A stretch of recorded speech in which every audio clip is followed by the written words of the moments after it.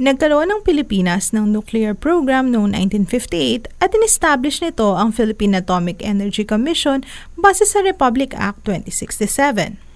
Ang dating Pangulong Ferdinand Marcos noong panahon ng martial law ang nag-anunsyo ng pagnanais ng gobyerno na magtayo ng isang nuclear power plant para mapunan ang pangangailangan ng kuryente ng buong Luzon bunsod ng pagkakaroon ng krisis sa petrolyo sa pandaigdigang marketa. Ang General Electric at Westinghouse Electric ay parehong nagsumite ng proposal. Ang General Electric ay nagbigay ng konkretong proposal kung saan ang Pilipinas ay gugugol ng mahigit $700 million sa pagpapagawa nito. Ang Westinghouse Electric ay nagbigay ng mas mababang halaga pero kulang naman sa mga detalye. Unang pinili ang mas mahal na General Electric, ngunit ito'y sinalansangan ng dating Pangulong Marcos at mas pinili nito ang Westinghouse. Sa kalaunan, umabot ng mahigit kalahating bilyon na ang nagastos ng Pilipinas sa pagpapagawa nito. Umpisa pa lang, nababalot na ng kontrobersiya ang pagpapatayo ng nasabing planta. Nagsimula ang konstruksyon noong 1976 pero natigil ito pansamantala dahil sa isang aksidente sa Estados Unidos. Bunsod nito, nagkaroon ng panibagong pagbeberipika ng safety measures ng nasabing konstruksyon at nabatid nila na tadtad ito ng mga depekto. Ang Bataan Nuclear Power Plant nang malapit itong matapos ay humigit kumulang $2.3 billion na ang nagagastos ng Pilipinas.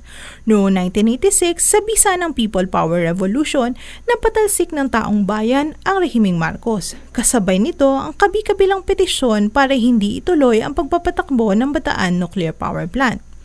Ilan sa mga isyong pinukol sa nasabing planta ay ang isyu ng kalusugan, pati na rin ang oposisyon ng mga residente ng Bataan. Sa isang pagsusuri ng Greenpeace Philippines, sinabi nito na maliban sa mga isyu tungkol sa integridad ng pagpapatayo ng nasabing planta, pinagdiinan nito ang di umano'y kalakihan ng perang kakailanganin ng bansa para sa pagbubuo o pagsasayos nito. Para sa operations at maintenance, halaga ng waste storage at ang pag-decommissioning nito o pag natapos na ang panahon ng operation nito. Sa mga nakalipas na pagdinig ng Senado, sinabi ni Energy Secretary Alfonso Cusi na pabor siyang buhayin ng 620 megawatt na nuclear power plant. Di umano'y, safe na itong gamitin kahit na hindi pa ito nagagamit kailanman. Ayon kay Cusi, mayroong sapat na supply ng kuryente ang Pilipinas, pero ang pagbubukas ng BNPP ay magbibigay ng power reserves kung saan bababa ang tsansa na malagay ang Pilipinas sa yellow at red alert. Ngunit para kay Senator Sherwin Gatchalian, chairman ng Senate Committee on Energy, ang halagang gugugulin para buhayin ng nasabing planta ay mas mainam kung gagamitin sa mas madaling may sakatuparan ng mga proyekto. Dagdag pa nito, mas mabuti kung bago buksan ng nasabing planta, magkakaroon ng konsultasyon sa mga iba't ibang stakeholders para lahat ng kanilang mga katanungan at pangamba ay magkaroon ng kasagutan. What if the Bataan Nuclear Power Plant went into operation? Would the Philippines still suffer from power crisis? Would there be enough power for every citizen of the nation? Will the Filipino pay more or less for the electricity for today?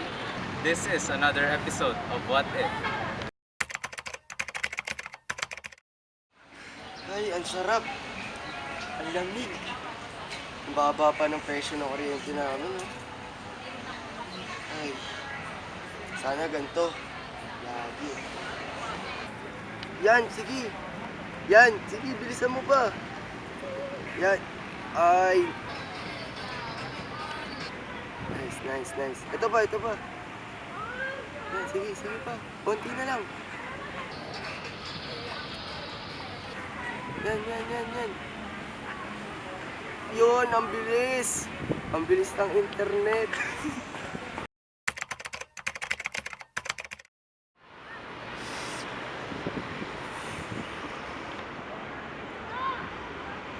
Putik na wala ng kuryente.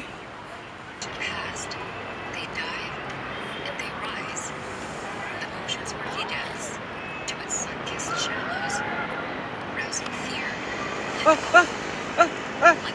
Ay, nawala ng internet! Nuclear power likewise has much less greenhouse emissions. It has been resolved that the measure of ozone harming substances have diminished by practically half in light of the predominance in the usage of nuclear power. Nuclear energy has minimal impact on the environment since it doesn't release any gases like methane and carbon dioxide, which are the primary greenhouse gases. There is no negative impact on water, land, or any regions in view of the use of nuclear power. Like coal, nuclear power is made from a mineral substance that comes from a mine, is transported to the power plant, and removed from the plant when its usefulness has ended. The uranium used in the nuclear power plants, however, has only a small fraction of the ecological impact of coal of any stage of its cycle, both in total effect and per unit of power produced. The nuclear industry claims that nuclear energy has perhaps the lowest impact on the environment, including air, land, water, and wildlife, of any energy source, because it does not emit harmful gases, isolates its waste from the environment, and requires less area to produce the same amount of electricity as other sources. What's nuclear power's most noteworthy advantage over any other advantage? It doesn't depend on fossil fuels and isn't affected by fluctuating oil and gas costs. Coal and other petroleum gas power plants release carbon dioxide into the air, which causes various environmental issues. With nuclear power plants, carbon emissions are insignificant. Presko naman ang hangin dito. Kaya nga dahil sa nuclear power plant, dahil wala tayong pollution.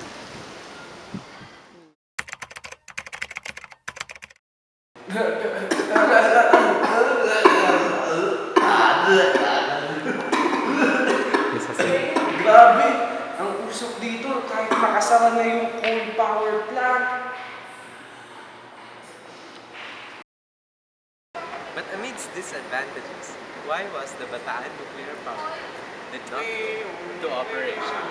Here's why. The Bataan nuclear power plant is considered to be a white elephant project of the Philippines. The Bataan nuclear power plant was meant to be the first nuclear power plant in the Philippines. However, it did not generate a single watt of electricity since it was completed in 1987.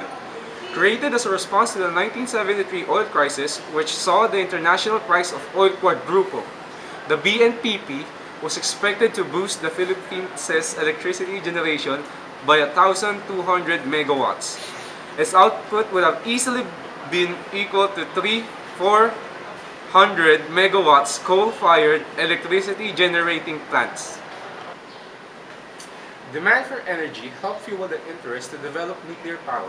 For one, the economy was growing rapidly at 6.3% in 1976, and sufficient energy supply to meet and boost energy demand was deemed essential to escalate this growth further. Also, during that time, nuclear energy was becoming commercialized and increasingly popular as an alternative source of energy. In fact, the Philippine Atomic Energy Commission, or PAEC, formed in 1958, already explored the idea of creating a nuclear power plant before the 1970 oil crisis.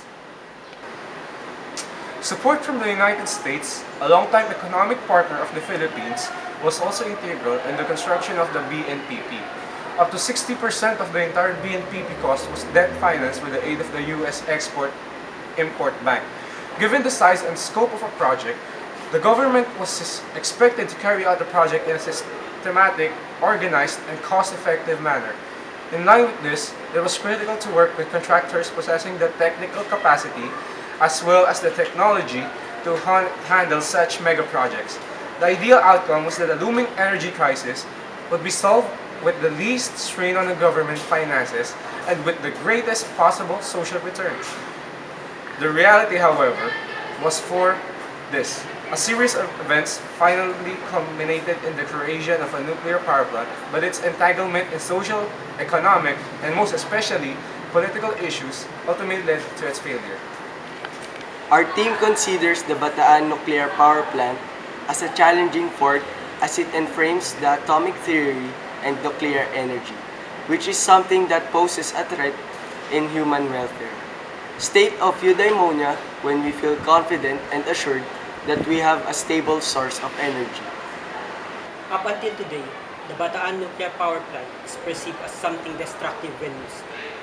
Our team considers the Bataan nuclear plant as something that will bring a positive effect in the continuing power crisis of the country.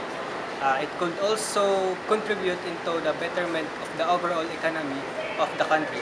As well, it could focus a large portion of the national budget into other things besides generating power.